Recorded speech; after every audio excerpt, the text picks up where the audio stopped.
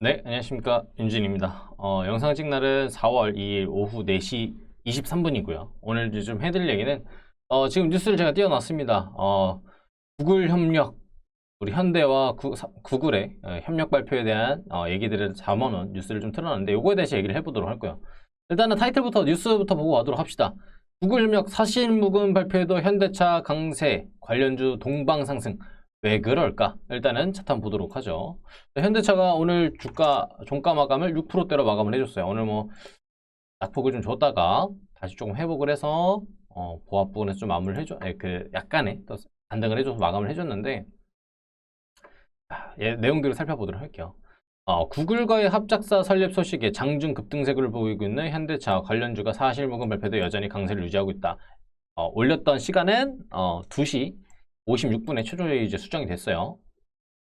지난달 자동차 판매량이 급증이 주가에 긍정적인 영향을 준 것으로 보인다. 사실무근 발표가 났지만 그래도 여전히 주가를 유지하고 있는 이유는 자동차 판매량 급증이 주가에 영향을 줬다 이런 얘기인데, 자, 내용들은 보게 되면은 앞서 현대차는 지난 3월 국내 73,810대, 해외는 302,110대 등 전 세계 시장에서 총 375,924대의 자동차를 판매했다고 발표했다.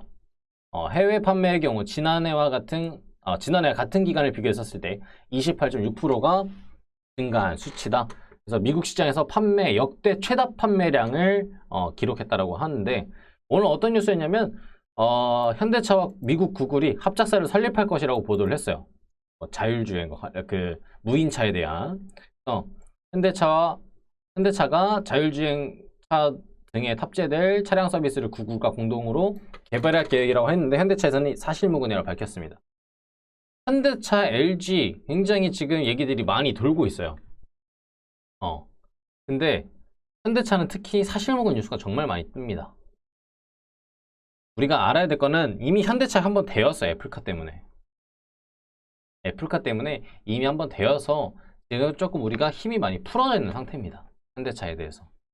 현재 우리가 뉴스를 보고 어떤 매매를 하든지 간에 공시가 뜨기 전까지는, 또는 회사에서 정식적으로 뭔가 발표를 하기 전까지, 저는 이제 우리나라 시장에서는 조심히 봐야 되지 않을까 싶어요.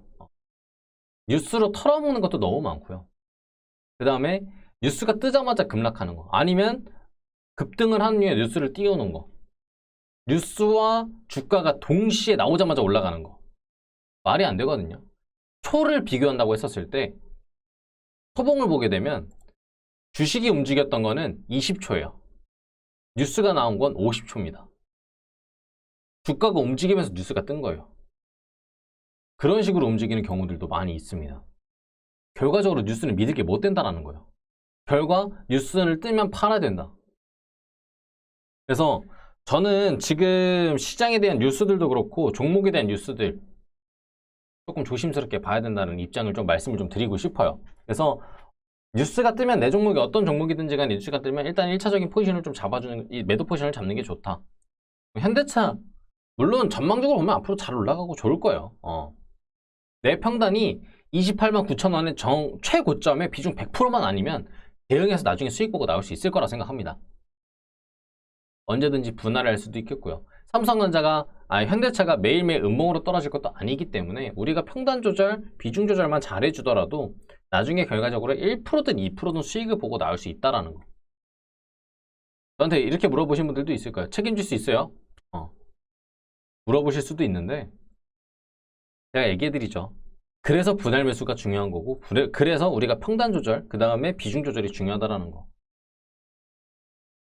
너무 욕심만 부리지 않으면 저는 매도할 수 있다고 생각합니다. 여태까지 저는 그렇게 매매를 해왔고요. 그렇기 때문에 현대차 저는 물려있다고 판단하지 않아요. 여기 지금 비중은 뭐 10%, 20% 담고 계신 분들이나 뭐 앞으로 더 매집할 수 있는 기회가 있으신 분들은 자, 그래서 현재 뜬 뉴스에 대해서는 저는 부정적으로 봅니다. 제가 장중에도 실제로 그렇게 얘기를 했어요. 이런 식으로 뉴스 떴으니까 조심히 봐야 된다. 또 이러다가 또 사실무근 뉴스 뜨는 거 아니야? 근데 실제로 떴습니다. 그러니까 현대차에서 앞으로 또 비슷한 뉴스들도 낼 가능성이 있어요. 현대차에서 내는 건 아닐 거예요. 분명 누군가 어떤 언론사에서 또 낼 겁니다. 제대로 된 뉴스도 아니고 실제로 그런 뉴스들도 아닌데 과장해서 낸다든지 하는 부분들도 분명히 있을 거예요. 그러니까 앞으로 어떤 뉴스가 뜨든지 간에 우리 시청자분들, 우리 구독자 여러분들은 꼭 공시가 뜨기 전까지 기다려 보시고요. 내가 갖고 있는 종목이 떴다라고 하면 무조건 매도하시는 전략을 잡으시는 게 좋겠다. 하한가 가다가 하한가 맞는 거 한순간입니다. 뉴스 때문에 뜨는 애들은. 아시겠죠? 실제로 제약바이오는 그런 이슈들이 더 커요. 그러니까 우리 구독자 여러분들 꼭 매매도 잘 하시고, 그래서 뭐 오늘 전반적으로 얘기를 하자면 이제 현대차 저는 아직까지 긍정적으로 본다. 이번에 판매 대수도 저는 긍정적으로 보고 있고요.